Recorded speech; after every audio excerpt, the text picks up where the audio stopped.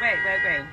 We're in Miami and we just left Polo's release party. My kids called me in a frenzy saying that the police are all behind them, 20 cars deep, and this is not an exaggeration. Oh, no, what is ridiculous is the fact that a young black man can celebrate his success and still be looked at as a motherfucking nigga.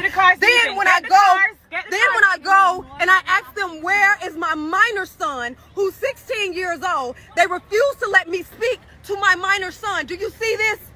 Do you see this? Do you see this? When I say beyond ridiculous, beyond ridiculous. Beyond ridiculous. All of this, who you are, because this on my Instagram. All of this is because my son, Polo G, literally came from his album release party and going to his after party at Allure, and they stopped them because they were driving while black. Let's keep in mind that they were driving in a licensed vehicle with fucking security and a driver, okay? He wasn't even the person driving. Do you know how scary that is? And then when I go and approach them to ask them about my children, and namely my minor son who's 16, they tell us if we don't leave that they're gonna lock us the fuck up. I need y'all to spam. They marched. They march. I must say 40 police that march we down the street. I do not know if my children are safe.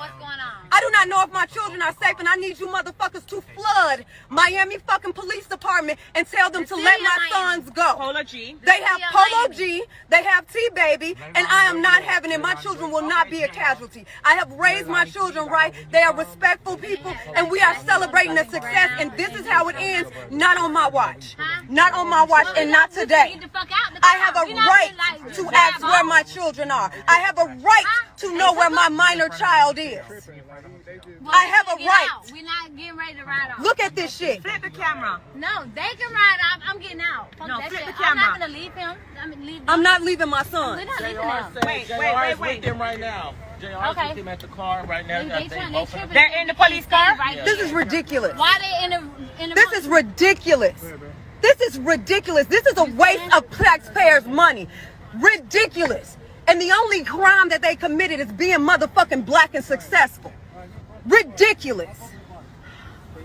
We're a car full of women, and you know what they told us at the end of the day? Them white man told us, motherfucking move or you going to jail too. What I'm going to jail for? Look at this one. Look at him. Look at him. I mean the white man I leave. Look at him. Oh, and then they putting their hand on their gun. Look at him. Flip it. Look at that shit. Look at him. Look at him. Stop. Leave them.